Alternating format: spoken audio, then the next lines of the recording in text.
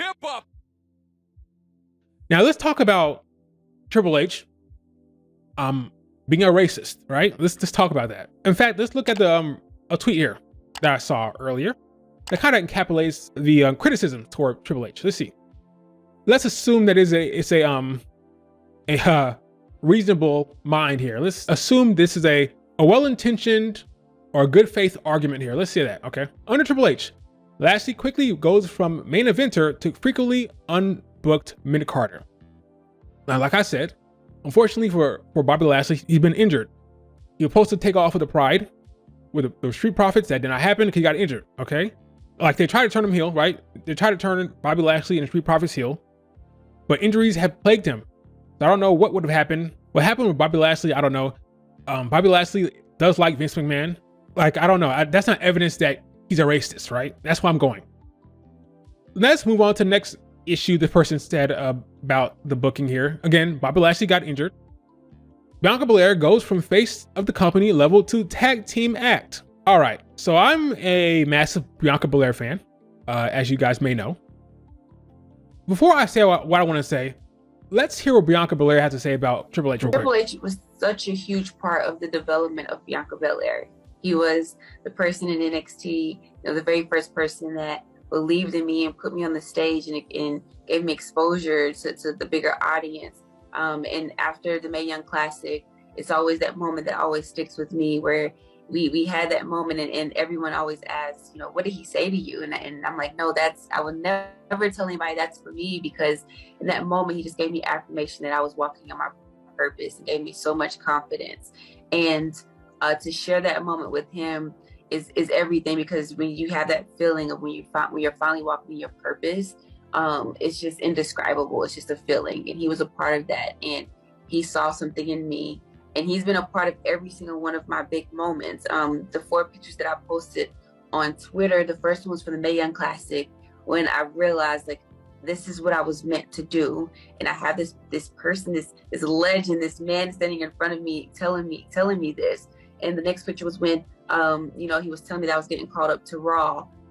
And, he was kind of like him pushing me forward and giving me the go. And the next picture was when I won the Royal Rumble. And the next picture was WrestleMania, when I won WrestleMania. So I've been able to share all these moments with him. He's been there for every step of the way. And I just couldn't have done it without him. And, I just really appreciate everything that he's done, the contributions that he's giving to WWE inside the ring. But more so for me, I think that the most impactful contribution that he's given is the ones that he's given outside the ring.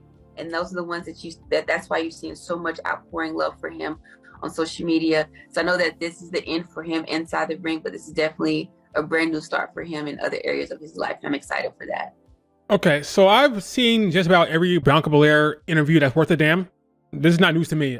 It's well documented that she loved Triple H. And he talks about how he influenced her and what he's done for her and all that stuff. So I already knew that, all right? Let's just think about this for a second, okay?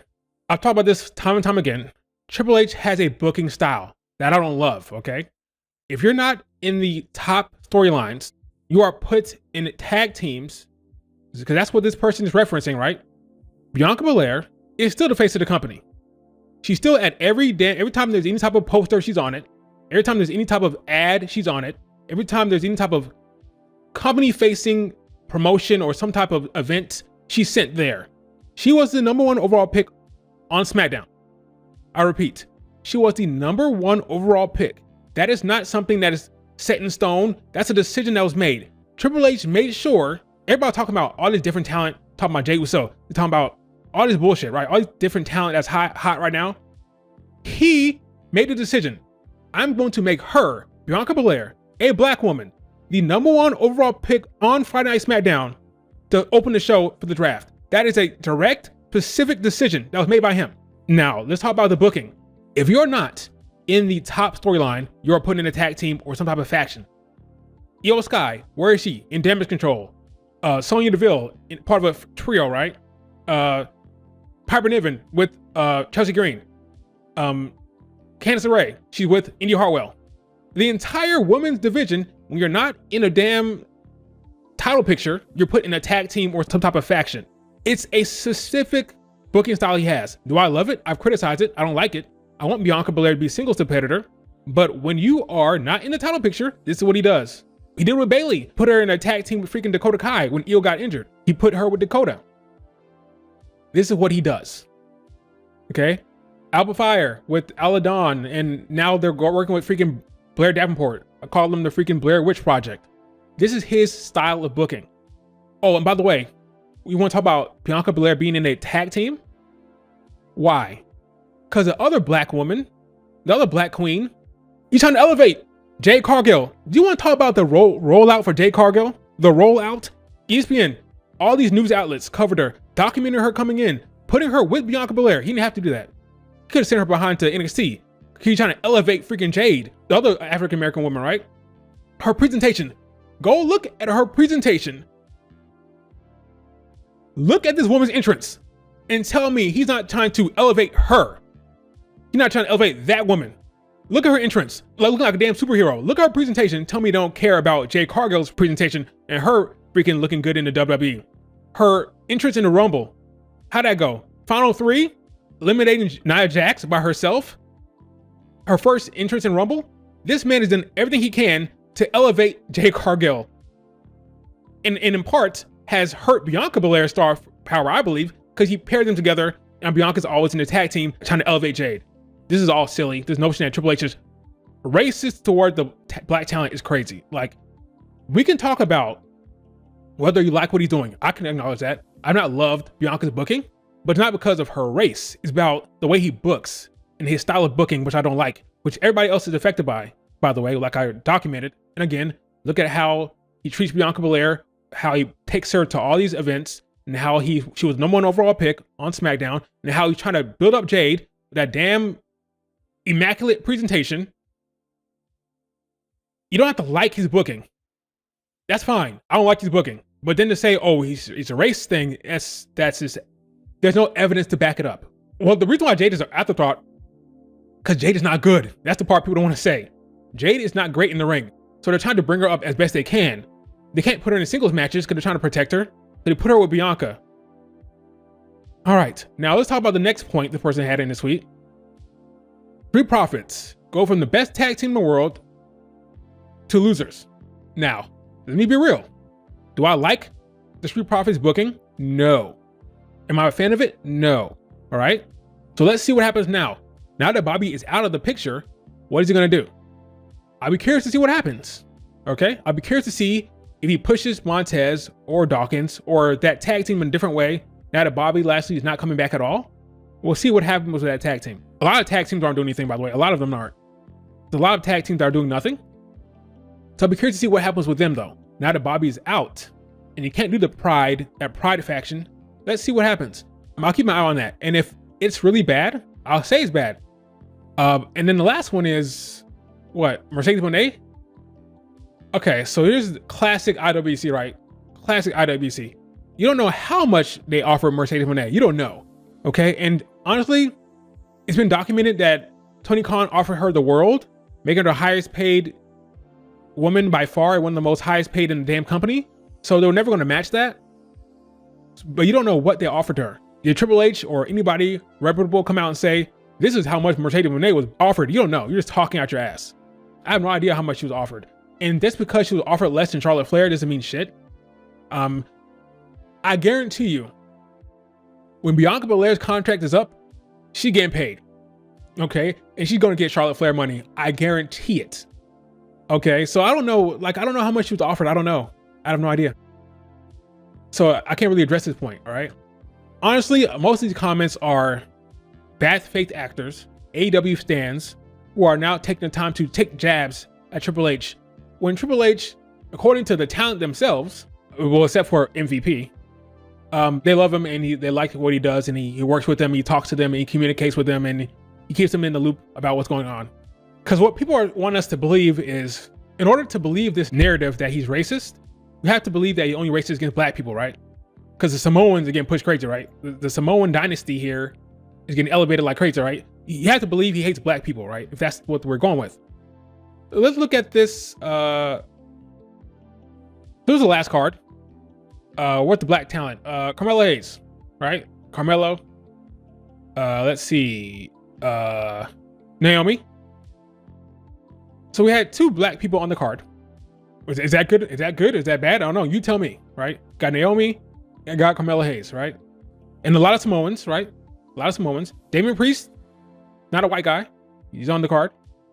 But yeah, we'll just focus on black people, right? Because that's the talking point right now. That's the accusation is black people. Andrade, not white, you know. Jey Uso, but again, it's about black people, right? Let's focus there. Let's move on to the one before, right? Let's talk about Clash of the Castle. Let's see where the black folk. Bianca Belair and Jade Cargill. But that's cheating, right? Because Bianca's so over, right? She's so popular. And Jade Cargill is on there because of Bianca. So that doesn't count, right? So let's look at the rest of it. No one else. What's before Clash of the Castle? Backlash. Naomi on the card. Bianca Belair and Jade. That's 3 black women. 3 black queens on the card. No black male though. No black man. So that's 3. Okay. WrestleMania. I guess look at WrestleMania, I guess. Scroll. Okay. It's a lot of people. Bianca, Jade, Naomi, right? Let's see. New Day, Kofi Kingston, Xavier Woods on the card. What else we got? Bianca, Jade, Naomi. They won. Remember that Big 3 moment? The Big 3. Everybody praising the Big 3. Do you remember how everybody was talking about Big 3? Oh, what a visual. The 3 black queens on the screen. Oh my God, right? That was Triple H, right? I didn't love that booking. I was one of the few people that didn't want to see that, right? I wanted Bianca to face Tiffany Stratton. But a lot of black folks were happy about the Big 3. Triple H. Bianca, Jade again. That's the staple here. So this is the one that was just Bianca and Jade. They're like the 1-2 that's always on there, basically, the last couple of months. Chamber, it was the Kabuki Warriors. It was Naomi and Bianca who were in that match. So women are getting on the cards, it seems, every time. Black men are a little bit different. Oh yeah, Bobby Lashley, right? Look at that, Bobby Lashley. So we have 3 on the card. And the Royal Rumble, of course, had a lot of people on there, right? Based on that, your take is what? If I was going to be critical, right? If I was going to be critical, I would say they need to do a better job of getting the black men on the card by way of creating storylines and getting them more involved. They're kind of not doing anything, right? That would be my overall complaint. What I would not say is racism going on here. So what I just did, I talked about the main roster, right? What I did not talk about is NXT. Well, who is the face of NXT? Who is the bona fide, without question, face of NXT? Oh, Trick Williams. Okay. What is he? Is he a black man? I believe he is. So you got Trick Williams, literally the whoop that trick era, right? Obafemi, Jada Parker, Kalani Jordan, Sol Ruka. The youth of the company, literally the faces of the company, the next generation, are all, the top of them are mostly black. Am I wrong? I mean, what are we talking about here? All right. This is NXT. The future faces of the company. Now, some would say that's Shawn Michaels. If you think, Last Legend, a lot of potential down there. I'm just talking about the top of the card right now. But yeah, Last Legend, Jakar Jackson, a lot of talent down there. But I'm talking about the top, the bona fide stars. Kalani Jordan, Sol Ruka, Obafemi, Trick Williams, right? And Jada Parker, getting plenty of time. Working against Mi Chen, another black woman, right? Now, some would say, oh, that's Shawn Michaels. If you believe, I just want to make something clear right now. If you believe the head of creative is not involved with the talents being pushed in NXT, you're a goddamn fool. I'm gonna say it again. If you believe the head of creative in WWE is not involved with who's getting pushed down in NXT, you're a moron. You think Shawn Michaels is out there in a vacuum working independently of Triple H? Oh, I'm gonna push this person. I'm gonna decide, not you, Triple H, not you, Nick Khan, not you, TKO. I'm gonna decide about the future of the company. I'm gonna handpick the stars. No, Triple H is in those meetings and he's pushing Trick Williams, Oprah Femi, Kalani Jordan, Sol Ruka, Jada Parker. That's the face of the company going forward. All those women and men. So, where is the evidence is what I'm saying. This whole narrative online that's happening, people who are just AEW fans and want to take shots at WWE, right? That's what's happening. Let's be honest. It's about people trying to take shots at WWE. That's what's going on online. Where is the evidence to say that Triple H is this racist trying to keep the black man down? It's not the case, okay? He has a specific booking style that's kind of annoying. As a Bianca Belair fan, it's kind of annoying, right? But I'll be annoyed even if I was an Io Sky fan right now. It's annoying, yeah, it's annoying. But this notion that the man is a racist, it just doesn't make any sense based on the evidence being presented. Keep up